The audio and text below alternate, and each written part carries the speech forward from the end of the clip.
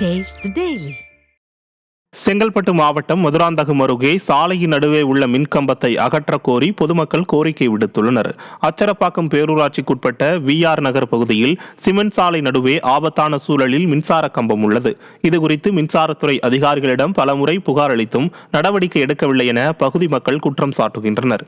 மேலும் இந்த மின்கம்பத்தால் அசம்பாவிதம் ஏற்படும் முன்பாக இதனை அகற்ற வேண்டும் என குடியிருப்பு வாசிகள் வலியுறுத்தியுள்ளனர்.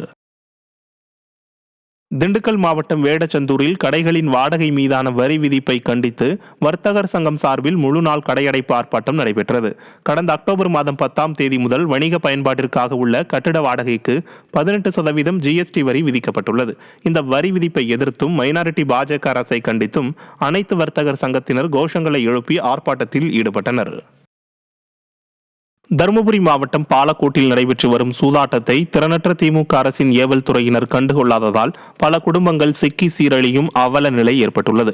பாலக்கோடு சுற்றுவட்டார பகுதிகளில் உள்ள மாந்தோப்புகளில் லங்கர்கட்டை எனப்படும் டப்பா உருட்டும் சூதாட்டம், சேவல் சண்டை, சீட்டாட்டம் ஆகியவை வெகு ஜோராக நடைபெற்று வருகிறது. பணம் முதல் தாலி வரை அனைத்தையும் பணயமாக வைத்து சூதாட்டத்தில் ஈடுபடுகின்றனர். திறனற்ற திமுக அரசின் ஏவல் துறையினரும் லஞ்சம் பெற்றுக்கொண்டு இத்தகைய சூதாட்டங்களை கண்டுகொள்வதில்லை என குற்றச்சாட்டு எழுந்துள்ளது.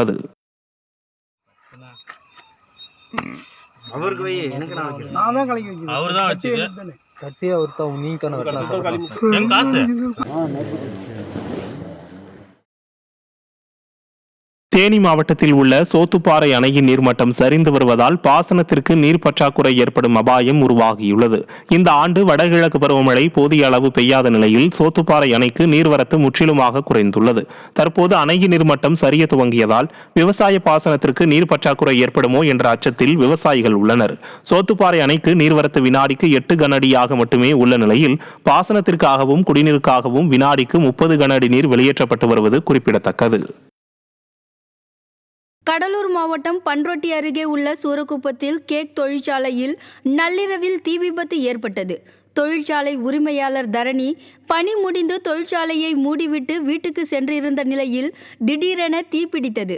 அருகில் இருந்தவர்கள் பயங்கர சத்தத்துடன் தீ எரியும் காட்சியை பார்த்து அதிர்ச்சி அடைந்து தீயணைப்பு நிலையத்துக்கும் உரிமையாளருக்கும் தகவல் அளித்தனர்.